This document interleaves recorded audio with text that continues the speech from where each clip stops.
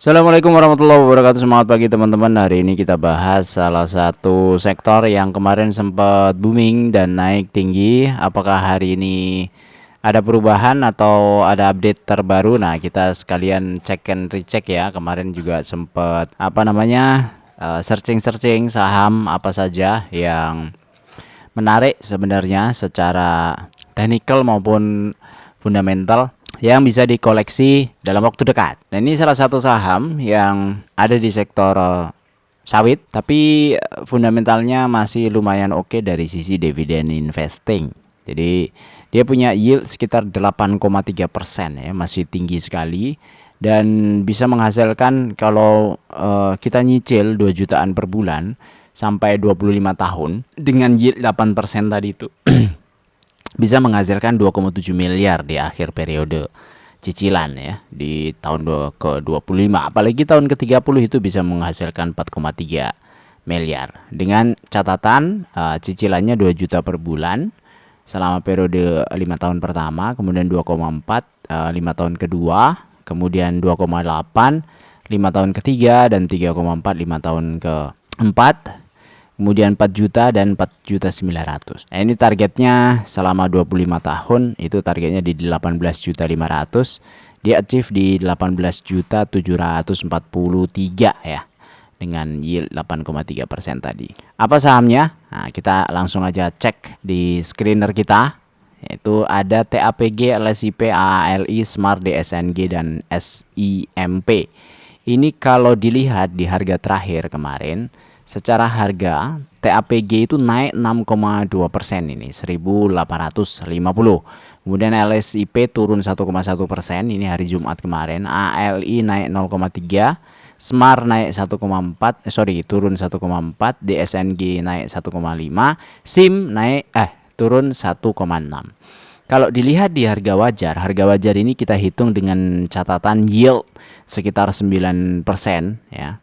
Yield 9% itu TAPG harusnya di 1.700. Sekarang artinya sudah 1.800, itu sudah lebih tinggi daripada harga wajar yang bisa kita harapkan. Kemudian LSIP itu harusnya di 800, ALI 3.500, Smart 1.900, DSNG 422, SIM 216. Jadi semua masih di atas harga wajar. Artinya yieldnya semua pasti di bawah 9%. Jadi karena kita ngelihatnya pakai yield, yang paling tinggi yield masih ada di TAPG ya, 8,3%, LSIP 5,6%, ALI 3,9%, Smart 3,4%, DSNG 2,2%, SIM 3,1%. Oh, ini shortnya salah ya. Nah, yang paling bawah adalah DSNG, SIM 3,1. Ini diambil dari mana? Diambil dari EPS kuartal 2 kemarin, kemudian disetahunkan. Kita ambil yang paling rendah saja. Yang paling rendah untuk TAPG kan 170.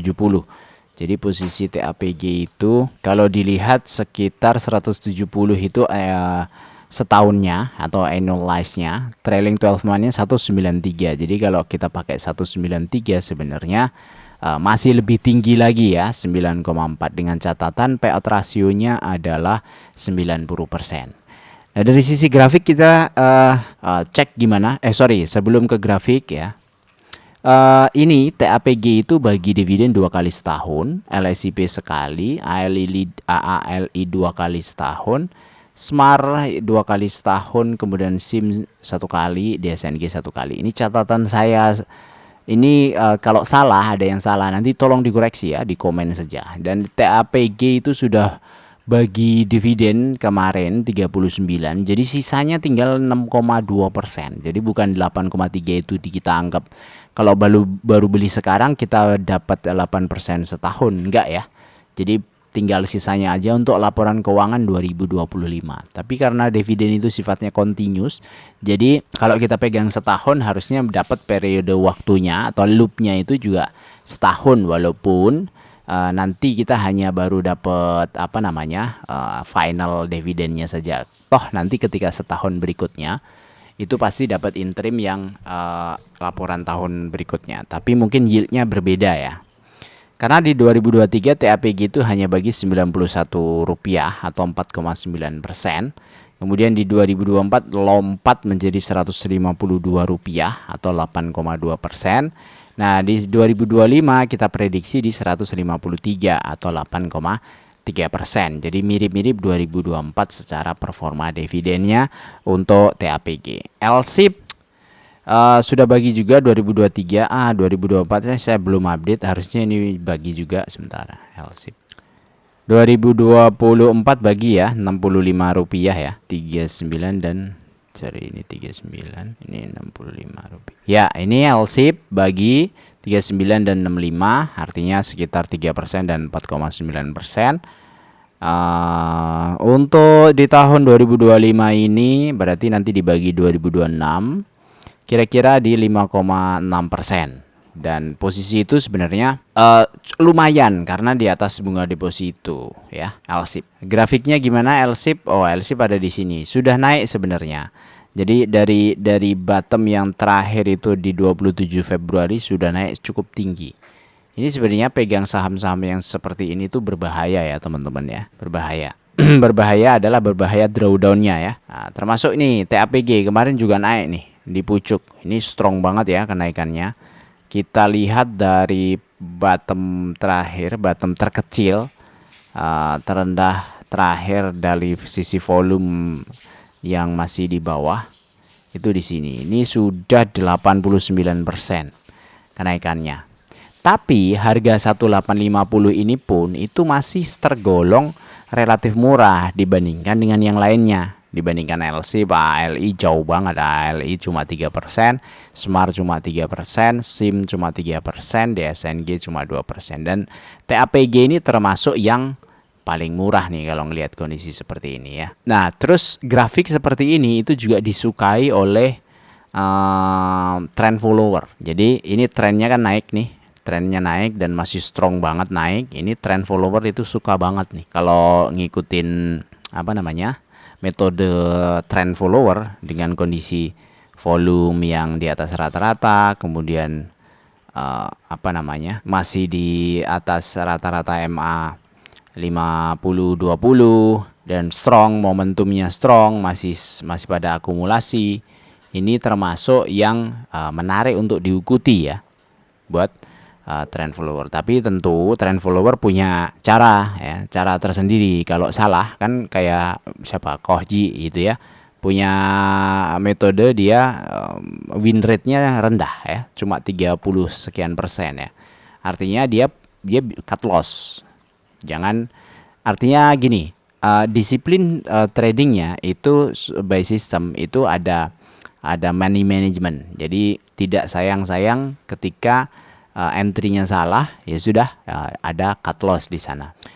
Nah, menariknya atau sayangnya metode itu tidak bisa digabungkan secara murni dengan dividen investing. Ya, bagi seorang dividen investing, beli di sini sama beli di sini, ya mending beli di 1300-an kan. Jadi momentum, biarin momentum, tapi pas waktu dia koreksi itu sebenarnya yang harusnya dilakukan oleh apa namanya, ciciler ya, dividen ya yang ada di situ.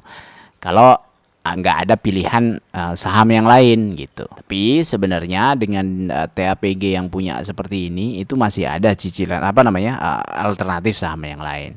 Masalahnya kan kita pengen juga kadang ngikutin momentum kan. Nah, momentumnya seperti apa? Ya ngelihat technical, kemudian fundamentalnya dilihatnya dari mana? Dari potensi yield yang muncul di situ. Itu untuk TAPG. Kemudian LSIP masih tergolong lebih mahal daripada TAPG. Kemudian ALI juga masih tergolong lebih mahal daripada TAPG. ALI bagi dividen 3 Oktober ya. 2 Oktober kemarin cumdit berarti 123 per 7.900. Berapa tuh? 123 per 7975. 1,5%. Kecil. 1,5% interimnya ya. 123 berarti ini 123 sudah bagi 123. 1,5% tinggal 192, tinggal 2,4% lagi kalau EPS-nya dia 700. Tapi kalau EPS-nya dia lebih daripada 700 pas waktu nanti closing, ya kemungkinan juga berubah. Itu ALI. Kemudian ada Smart. Nah, Smart ini sudah mulai penurunan. Nah, ini harus ada ngecek nih teman-teman, kalau mau entry ngecek bandarmologinya bagaimana, karena yang di volume ini gede kemudian diturunin pelan-pelan. Ini siapa yang keluar, siapa yang masuk, kita tidak tahu kalau tidak cek. Kemudian ada DSNG, DSNG juga sudah di atas, sudah tinggi. Lalu ada SIM, SIM ini juga sudah di atas. Nah, masing-masing tadi itu secara fundamental jangka pendek atau dividend investing, ya, secara value dari dividen yang memungkinkan dibagikan ke kita, itu yang paling murah tentu tadi adalah TAPG. Mungkin sekian dari saya, semoga bermanfaat ya buat teman-teman yang penasaran sektor di agro atau kelapa sawit yang masih murah atau yang masih memungkinkan untuk dikoleksi yang mana, ya salah satu dan satu-satunya menurut saya adalah TAPG. Ini bukan rekomendasi jual, bukan rekomendasi beli. Jadi silakan riset sendiri, silakan hitung sendiri, karena semua ada di internet, semua ada data-datanya tersedia. Silahkan diestimasikan sendiri supaya tidak terbawa ya. Saya sendiri gimana? Saya nggak masuk sih. Saya nggak masuk. Saya ada saham-saham lain yang saya incar ya, selain dengan TAPG yang sudah tinggi begitu, saya sebenarnya nggak masuk di sana. Semoga bermanfaat. Assalamualaikum warahmatullahi wabarakatuh.